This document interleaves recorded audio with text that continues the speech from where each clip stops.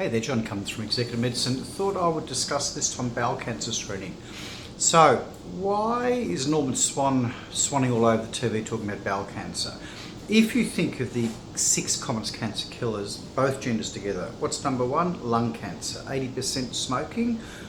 Yes, we can screen for that with a low-dose CT scan of the chest, but it only really has validity in people with, that have smoked for 20 years or so, have quit within the last 12 years or are still actively smoking, and it'll drop death rate by about 20%. So the vast majority of people I see don't smoke, and so we don't go there.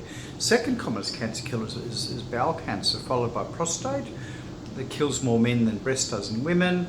After that is lymphoma, a cancer of the lymphatic system, and then finally melanoma. Is still, I think it's still number 6, although it's dropping because of increased treatment protocols. Now, bowel cancer, it's probably a nutritional disease in that if you look at the geography where this cancer occurs, it's Western countries. It's not found in countries with a very high fibre intake. So fibre is a little bit like sweeping the bowel wall with a broom and getting rid of all the carcinogens. 30 grams of fibre a day is your goal.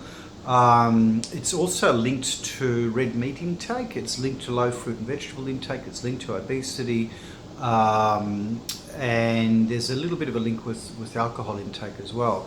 So how do you know if you've got bowel cancer? Well, first of all, you don't want to wait until you've got symptoms, because by the time you've got symptoms, like most cancers, the volume, the bulk of the cancer is big, it's probably spread, and you just don't want to go there because you're up for losing part of your colon with an operation, chemotherapy, etc., etc.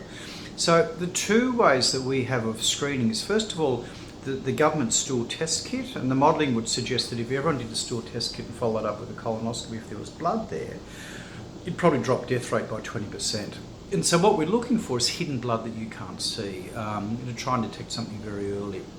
Now, if you think of it logically, if your stool test kit is positive because you've got blood in the stools from a cancer, then you're probably going to lose part of your bowel at least, because it'll be a cancer that needs removing surgically, or even a precancerous nasty bowel. The second way we've got of checking for bowel cancer risk and bowel cancer is a colonoscopy. And there's never been a head-to-head study between stool testing and colonoscopies, but a colonoscopy should be about 95% accurate with detecting and removing polyps. Certainly my opinion is that a colonoscopy will outperform a stool test any day of the week. And what I would say to my clients is that what you want to do with a colonoscopy is visualize the polyp before it starts bleeding. So you can take the polyp out, you won't lose your colon, you'll know when to have another colonoscopy. And we tend to suggest that people have a colonoscopy once around the age of 50 or so, really just to see if you're a polyp former. I've had a few patients over the years that have dodged a bullet. They've had a colonoscopy and had a really nasty precancerous lesion there that left unattended. They probably would have turned malignant within a year or 2. And again, I presume that by the time this thing turns malignant, from the time it turns malignant to the time it actually invades the bowel wall, causes symptoms, you've got a couple of years or so.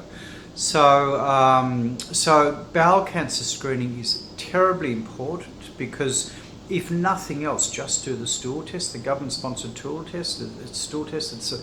The health economics are outstanding. It's cheap, readily available, fairly accurate in terms of picking early bowel cancer. But if you want to go further, and that would be my recommendation, come and talk to us about colonoscopy options. Hope you enjoyed that, and see you soon.